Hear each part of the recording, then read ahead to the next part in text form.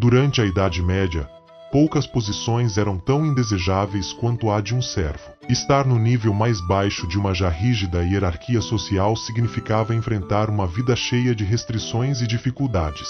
Apesar de serem explorados, os servos não eram considerados tecnicamente escravos, já que não podiam ser vendidos como propriedade, apenas seu trabalho era negociável. Ainda assim, a diferença prática entre servidão e escravidão era mínima, principalmente em algumas regiões onde a exploração era extrema. No auge, cerca de 75% da população medieval era composta por servos, que viviam em condições miseráveis e submetidos às vontades de seus senhores. Hoje, exploraremos o quanto ser um servo era difícil. Mas antes, não se esqueça de se inscrever no Fatos Aleatórios e comentar mais temas para trazermos em nosso canal. Então vamos lá. No cantão de Vaud, na Suíça, durante certos períodos históricos, a lei concedia aos senhores o direito de punir seus servos, algo considerado, na época, tão normal quanto tomar decisões questionáveis após consumir Taco Bell, mas em versão medieval. De acordo com o direito consuetudinário, os senhores podiam aplicar punições aos seus servos com ou sem justificativa. No entanto, havia um limite. O tormento era estritamente proibido. O problema? A definição de tormento era vaga e frequentemente sujeita à interpretação de quem detinha o poder. Punições severas, como prisão por tempo indeterminado ou a apreensão de todos os bens de um servo, eram práticas comuns, uma espécie de confisco permanente, comparável a tirar todos os brinquedos de uma criança travessa, mas de forma irreversível e cruel. Ainda mais chocante, em Notre Dame, era legalmente permitido assassinar um servo em casos de disputas com os inquilinos. Uma lei que, felizmente, não sobreviveu ao tempo. Imaginem o caos nos condomínios de hoje. Como as regras variavam amplamente de uma região para outra, a aplicação da lei era, no mínimo, inconsistente. Esse vácuo legal deu aos senhores praticamente carta branca para disciplinar seus servos como bem entendessem, frequentemente explorando brechas e detalhes técnicos para justificar abusos. Isso criou um ambiente onde a má-fé prosperava e os limites do que era aceitável eram constantemente testados. Por exemplo, em Aragão, um senhor poderia, tecnicamente, punir alguém que tivesse matado um de seus dependentes, desde que não houvesse derramamento de sangue. Sim, era um paradoxo jurídico. Enquanto matar pela espada era proibido, deixar alguém morrer de fome, sede ou exposição aos elementos, como expulsá-lo de casa em uma noite congelante, era permitido dentro dessas interpretações legais. Para um servo, essa era apenas mais uma prova de que a vida não era nada fácil. Os servos geralmente recebiam um pequeno pedaço de terra dentro da propriedade do senhor onde viviam. Isso lhes permitia cultivar alimentos para sustentar suas famílias, mas essa generosidade tinha limites. Normalmente, o lote concedido era de cerca de 12 acres por família, o suficiente para subsistir, e incluía uma moradia básica e alguns quartos modestos. Embora pudessem desfrutar do que produziam, a lei deixava claro que tudo o que um servo possuía, terras, colheitas, ferramentas, até mesmo seus pertences pessoais, na verdade, pertencia ao senhor. Isso significava que o senhor tinha o direito de confiscar, redistribuir ou reutilizar qualquer coisa a qualquer momento, sem aviso prévio. Em resumo, a segurança e a estabilidade dos servos eram frágeis, sujeitas aos caprichos daqueles que detinham o poder. Os servos eram responsáveis por construir suas próprias casas e confeccionar suas próprias roupas. No entanto, até mesmo essas cabanas simples e roupas remendadas tecnicamente pertenciam ao senhor, assim como tudo que eles colhiam para o próprio sustento. Como o senhor era dono da terra, a comida que os servos produziam também era considerada sua propriedade. Apesar disso, não está claro com que frequência os senhores realmente confiscavam as colheitas de seus servos. Embora seja possível imaginar um senhor vilanesco agindo como em um desenho animado, tirando tudo para diversão pessoal, é improvável que os senhores mais abastados se preocupassem em roubar pequenos utensílios ou itens simples, como a enxada de um servo. Afinal, o que fariam com algo tão insignificante? A principal diferença entre um servo e um camponês estava na liberdade de movimento. Os servos estavam presos ao feudo onde trabalhavam, legalmente vinculados à terra. Já os camponeses, embora igualmente pobres, eram livres para partir e buscar a sobrevivência em outros lugares. Pense nos camponeses como servos com espírito aventureiro. Ambos os grupos enfrentavam pobreza extrema e dependiam das classes mais ricas para sobreviver. No entanto, os servos tinham obrigações legais específicas, como o pagamento de impostos, aluguéis e outras taxas ao senhor. Essas contribuições financeiras variavam amplamente de região para região, sem uma regra geral que determinasse o quanto cada servo devia pagar. Resumindo, enquanto os camponeses eram livres para lutar contra a pobreza em qualquer canto, os servos estavam acorrentados ao sistema feudal. Na maior parte da Europa medieval, os servos eram considerados parte da propriedade e estavam vinculados à terra, como se fossem uma extensão dela. Eles não eram tecnicamente escravos, pois não podiam ser comprados diretamente, mas seu trabalho podia ser vendido, embora as regras variassem de região para região. Na Rússia, por exemplo, os servos eram tratados de forma muito semelhante aos escravos, podendo ser comprados e vendidos como propriedade. Alguns países viam os servos como indivíduos pobres, destinados apenas a servir suas funções até o fim de suas vidas. Em outros lugares, porém, os servos desempenhavam um papel estratégico, especialmente em termos militares. Durante a Idade Média, a Rússia dependia fortemente de servos e camponeses para aumentar seu número de soldados, atingindo mais de 1 milhão de homens no século XIX.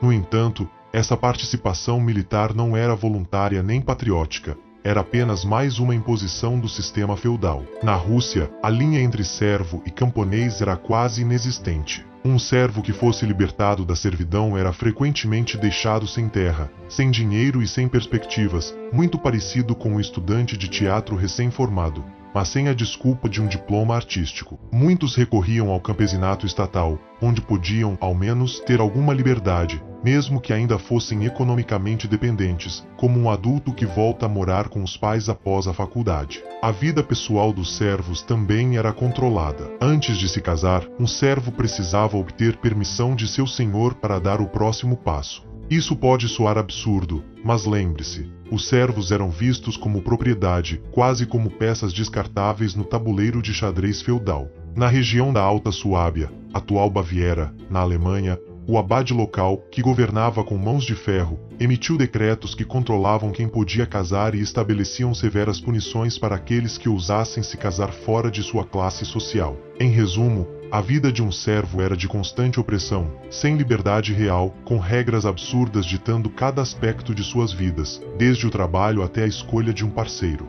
Claro, um servo nunca poderia se casar com alguém um pouco acima de sua condição, mas na televisão moderna, personagens nota 5 se casam com nota 10 o tempo todo e ninguém questiona. Na vida real, se um camponês ousasse se casar com um servo sem posses, metade de sua propriedade seria confiscada, enquanto a outra metade seria taxada até que o infeliz literalmente morresse de tanto pagar impostos. Essa prática cruel mantinha tanto camponeses quanto servos em posições de extrema pobreza e frequentemente os rebaixava ainda mais na hierarquia social, acabando com qualquer esperança de escapar da servidão. Parece o tipo de argumento perfeito para nunca se casar, não acha? A propósito, será que o termo solteirona sequer existia naquela época? Solteira aos 20? Tudo bem. Quanto ao trabalho, os servos não tinham o luxo de chamar o chefe para justificar uma ausência por doença. Em algumas propriedades, existiam dias limitados de afastamento por saúde, geralmente 2 a 3 semanas por ano, mas isso variava de acordo com o humor do senhor e a legislação local. Um senhor particularmente cruel podia forçar até mesmo um servo infectado com a peste bubônica a continuar trabalhando, sem direito a um único dia de descanso. Caso o servo adoecesse gravemente e não pudesse cumprir suas tarefas, era comum ser punido, como se a própria doença já não fosse castigo suficiente.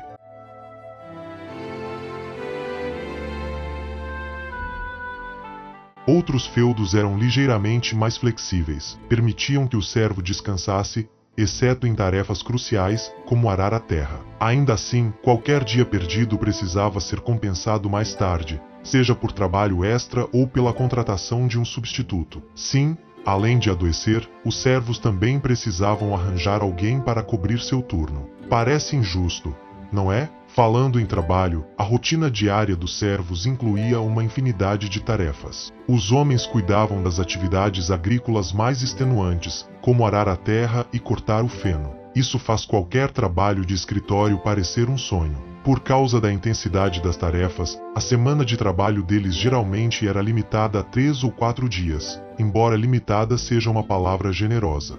As mulheres, por sua vez, não ficavam isentas do esforço. Suas responsabilidades incluíam cozinhar, cuidar da casa, assar pão, fiar lã, ordenhar vacas, fazer manteiga e queijo e ainda supervisionar crianças, se houvesse alguma. Em resumo, ser um servo não era apenas difícil, era uma maratona diária de sobrevivência, sem muita esperança de alívio. Não havia tempo para uma noite de vinho com as meninas no mundo dos servos medievais. Mas, se por algum milagre decidissem improvisar uma noite de vinho e queijo, fazer o próprio vinho ainda era a responsabilidade deles. E, claro, se precisassem usar um lagar, o custo também saía dos já vazios bolsos do servo. Afinal, por que não adicionar mais uma despesa à lista?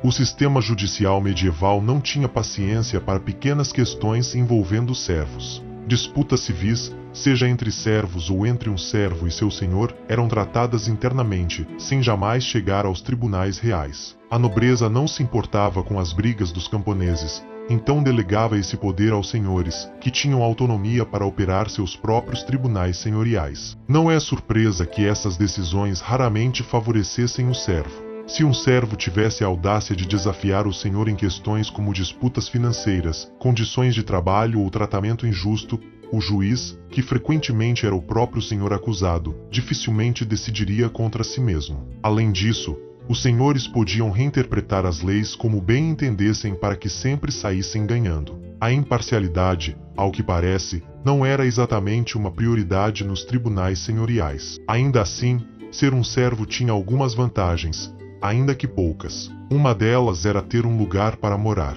Normalmente, os servos viviam sozinhos ou com suas famílias, e dividir espaço com outros servos, como em dormitórios modernos, não era comum. Suas moradias variavam dependendo da região, mas geralmente consistiam em cabanas simples com telhados de palha ou vegetação seca, uma escolha notoriamente inflamável. Essas cabanas eram feitas de madeira e tinham 1 ou 2 cômodos com chão de terra. No centro, uma lareira servia para cozinhar, e um buraco rudimentar no teto permitia a ventilação da fumaça. No entanto, ninguém parecia considerar o fato de que o telhado seco era basicamente um convite para incêndios. Não é surpresa que muitas dessas cabanas fossem destruídas pelo fogo. Enquanto a maioria de nós enxergaria algo como a peste negra como um desastre absoluto, muitos servos da Idade Média viam isso como uma chance de ouro para escapar de suas vidas de servidão. Durante períodos de caos ou instabilidade social, que, convenhamos, não faltavam na época, alguns servos aproveitavam a confusão para desaparecer na calada da noite, fugindo para cidades distantes na esperança de recomeçar. Mas essa decisão vinha com muitos riscos. Sim,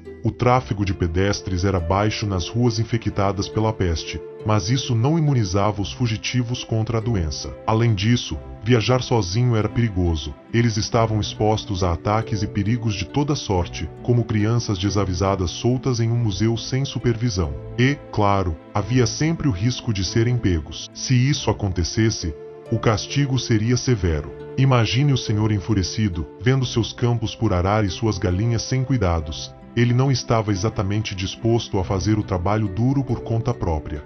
A servidão demorou para acabar, arrastando-se como uma história longa demais. A Normandia registrou uma das primeiras revoltas camponesas em 996, uma espécie de manifesto contra a servidão. A Inglaterra seguiu o exemplo apenas 385 anos depois, em 1381, com sua própria revolta. Em 1574, a Rainha Elizabeth I finalmente colocou um ponto final oficial na prática, declarando-a obsoleta. Mas, como acontece com mudanças sociais, algumas regiões foram mais lentas do que outras para abandonar completamente o sistema. No geral, o uso generalizado de servos desapareceu no final do século XIV, embora resquícios desse sistema persistissem no Reino Unido até o início do século XX, por meio de arranjos similares à servidão. Ser servo, claramente, era uma péssima experiência. Mas, tristemente, o fim da servidão abriu portas para algo ainda mais sombrio. Quando os colonizadores europeus começaram a se estabelecer no Novo Mundo,